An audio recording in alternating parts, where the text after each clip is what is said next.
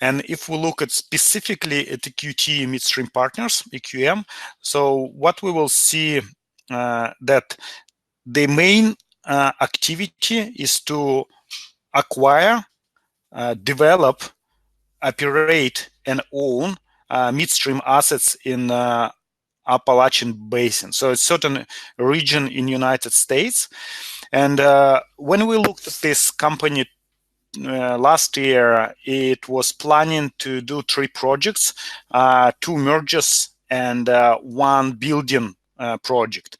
And building 300 miles of Mountain Valley Pipeline is still in progress.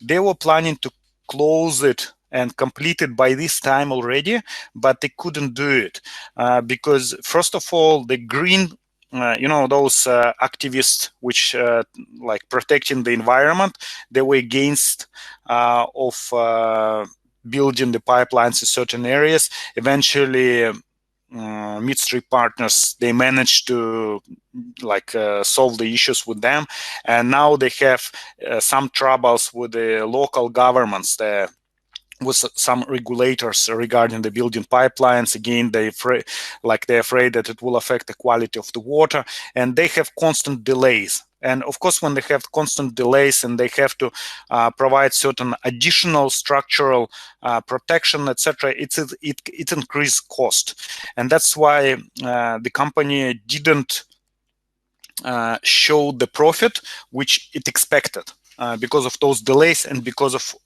those extra costs which it incur. And at the moment, they also delayed the completion of this project sometime in 2020, so next year instead of this year. And of course, it's delayed the profitability from this particular project as well.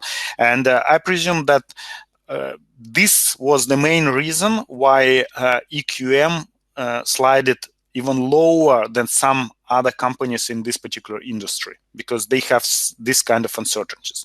Remember that our main goal when we analyze the company is to understand if the company fell in price, what's the reason for that. So we analyze that problem and we try to understand if that problem solvable and how long it's going to stay there within the company. So we see that this specific problem is solvable. Yes, to solve this problem, it took longer than expected, but we know that whenever this, even I presume not the pipeline will be completed, but when the local government will kind of ease the problems, they will stop creating these barriers for this company, and directors will announce about that. I presume the price will jump up. That's my belief. Of course, you might have different opinion, but that's what's happening usually with companies when they solve their problem. The price moves quite a lot. Also, they have 3 more additional projects. I didn't go into those projects in details, but it seems like there are no problems with those 3 projects, and they go smoothly as with previous 2, which they completed last 2 years. And of course, when they buy and build, they have to issue new units because it is a partnership, and in order to attract new finances, they have to borrow money, or they have to issue additional units. So same as in any unit trust or partnership, and etc., etc., etc. So I presume you understand how this structure works. Okay, this is about the company itself. So let's have a look for value line. So what we can see.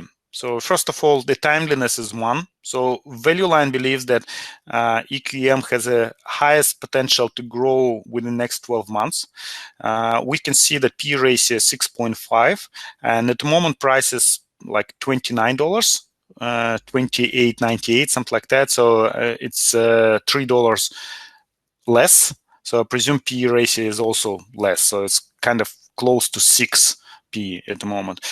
Dividend yield 15. Now remember, it's not a dividend as it is, it's more like a distribution of the profit. So 15% of the price of the share, which is quite fantastic. Of course, we have to pay tax on that profit, but still it would be above 10% from the price of the share. Value Line believes that it's going to be between $50 and $70 within the next 3 to 5 years, so which represents about 22 to 30% growth on an annual basis.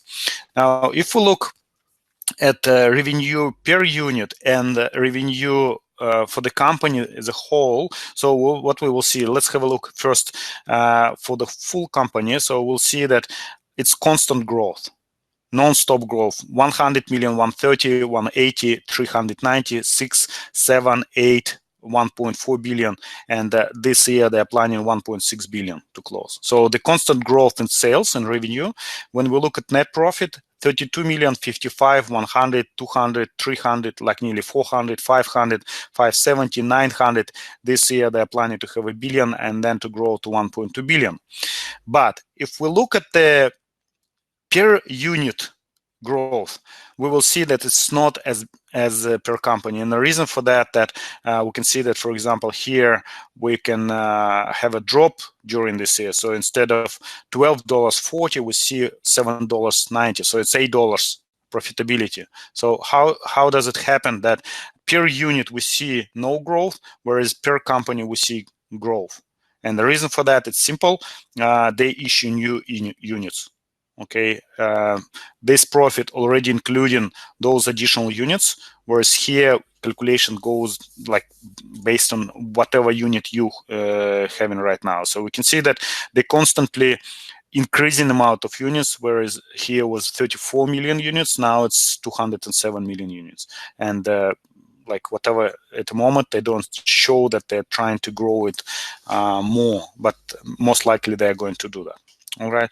So if we look at the payment structure, as I explained, that practically all the revenue, the cash flow is quite high, and then they paying out earnings, quite a lot of it. Okay. So if we look here at all distribution to net profit, they have from 22% in 2012, and this year they are planning to distribute 92% of the net profit as a like dividend, would say. Okay, before it was close to 80, from 60 to 80. So it's quite high payment structure. And remember, when we do evaluation using our spreadsheet, it's actually not the best thing to do, but it's for majority of companies. Okay, so when we discuss, because unit like partnership works in different way. So when they did additional financing, they just issue new units and collect the cash, okay, or borrow money. So in this particular case, now another thing which is important for us is the PE ratio. So look at the PE ratio. In 2012, PE ratio was 31, then 18, 23, 16, and gradually it kind of goes down. And at the moment, PE ratio is 6.5, so which is lowest in the history of this specific company. So if we look, for example, at the price level and the earnings, so at the moment the price is $29. Okay, and the earnings right now per unit, we're going to pay per unit $5. Now, let's have a look where it was exactly the same price. So we see that in 2013, company had $31 like max, or maybe in 2012, they were somewhere in those area. Let's take 2013, the 31 was the lowest price, and then $59, $60 was the highest price.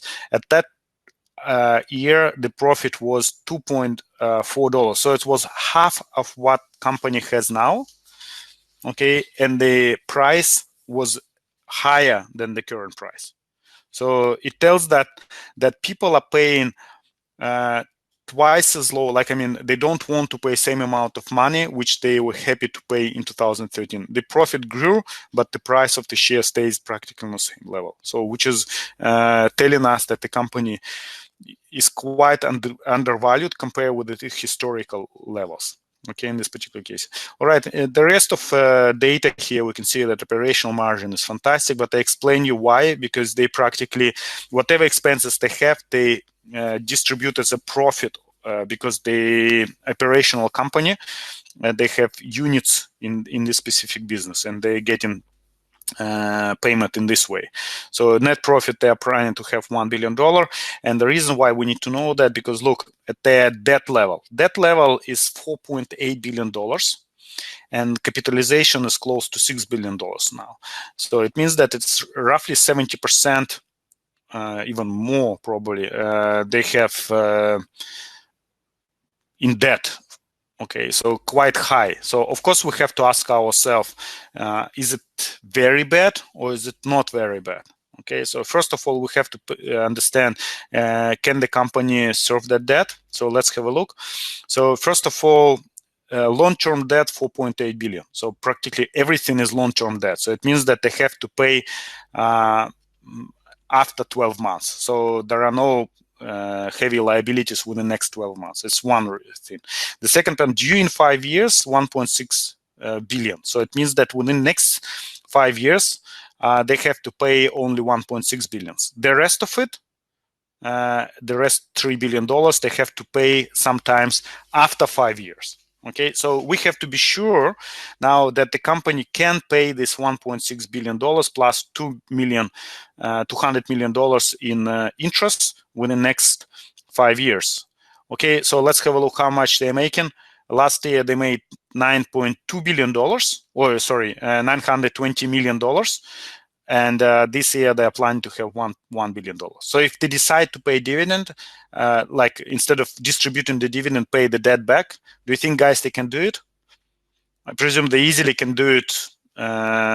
Like within 5 years, they can pay the whole debt completely. All right. And also we have to understand that when we look where the debt came from, so we can see that in 2017 they had only $1.1 billion of dollars debt, and in 2018 the debt increased significantly, so extra $3 billion come up there. And the reason for that, because I explained, they purchased 2 companies, shares in the, like not the companies, same partnerships. And also they invested heavily in building this pipeline. So at the moment they're building this pipeline, they're having all the expenses for this specific pipeline. But after completion, the expense level will go down, but the profitability and sales, they will going up. So because they will get a reward from that specific business. That's why their earnings, they show that it's going to go to $6, so increase by 20% from the current level. Okay, this is the expectation per unit, of course, as well. So this is about first part of the financial part of value line. So if we look at the second part, so what we can see here, that their growth rate was quite impressive, 22% in revenue and 25% in earnings, and 31% in dividends and 17% in book value. So it's quite impressive. But then when you look in the future, it's very strange for me, because revenue, they show that 0% growth, and I'm not sure if it is a mistake or something like that, because when you look here, they can see from $1 billion, they are planning to go to $1.2 billion. So it's like 20% growth. Why they don't have it here? Why it's stated as 0, and also earnings, like earnings 2.5%, whereas it shows like close to 25% in revenue. Also, they expect to increase compared to the current levels. Good thing about it, that if we look at their past performance for the last 4 years, we can see that there wasn't even one quarter when they had issues or problems and no income. So all the time the company has constant income, constant growth, and constant level of increasing dividends, which is pretty good. So when you look at in this area, so you understand that the second quarter results were mixed. Revenue was $406 million, which is higher than $400 million they expected. And at the moment, the only issue they have is with Mountain Valley Pipeline.